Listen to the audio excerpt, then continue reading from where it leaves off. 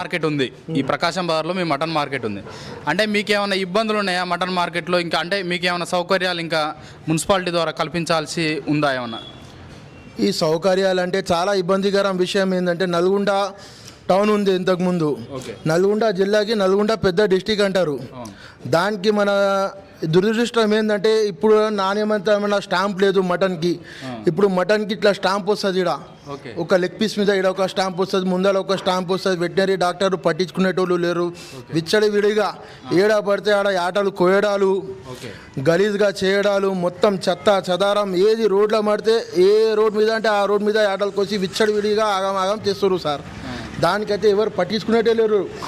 ఇంతకు ముందు 25 సంవత్సరాల కింద మా పాత ప్రెసిడెంట్ అఫ్జల్ బతికి ఉంది. అప్పుడు అఫ్జల్ ఖురేషీ సాబ్ బతికి ఉంది.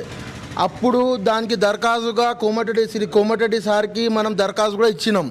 ఇప్పుడు దాకా అయితే ఏం కాలేదు దానికి. అంటే మీది వేస్టేజ్ ఇదంతా మీరు ఎక్కడ వేస్తారు? అంటే మున్సిపాలిటీ వాళ్ళు ఏమన్నా వ్యాన్ వస్తుందా, లేకపోతే మీరు సపరేట్గా ఏమన్నా మీ సొంత వాహనాలు తీసుకుపోయి వేస్తారు? ఎక్కడ వ్యాన్ వస్తుంది సార్, దానికి ఆ సౌకర్యాలు దానికైతే అట్లా ఏం లేదు. ఇప్పుడు జనాలు ఏదంటే ఇది ఆరోగ్యమైన ఆట, ఇది హెల్తీ ఆట, ఇది మంచిదా కాదా అది వాళ్ళకి ఎట్లా గుర్తింపు ఉండాలి. దానికి ఒక వెటనరీ డాక్టర్ ఒక స్టాంప్ వేయాలి, దానికి ఒక పరిశ్రమ ఉండాలి, దానికి ఒక స్లాటర్ హౌస్ ఉంటుంది. విచ్చలివిడిగా ఎవరు పడితే వాళ్ళు ఎక్కడ పడితే అక్కడ ఆటలు కోసేసి ఎక్కడ చెత్త చెదారం వేసేసి వెళ్ళిపోతారు. ఇవాళ రేపు రోజులల్లో డెంగ్యూ, మలేరియా ఇట్లా పెద్ద పెద్ద మహావ్యాధులు వస్తున్నాయి. ఇటువంటి అప్పుడు మనం చేసేది ఏంటి, దీనికి నీట్ అండ్ క్లీన్. అంటే నీట్ అండ్ క్లీన్ ఎట్లా ఉంటుంది, దానికి ఒకటి పద్ధతి ప్రకారంగా నడుస్తూ ఉంటుంది.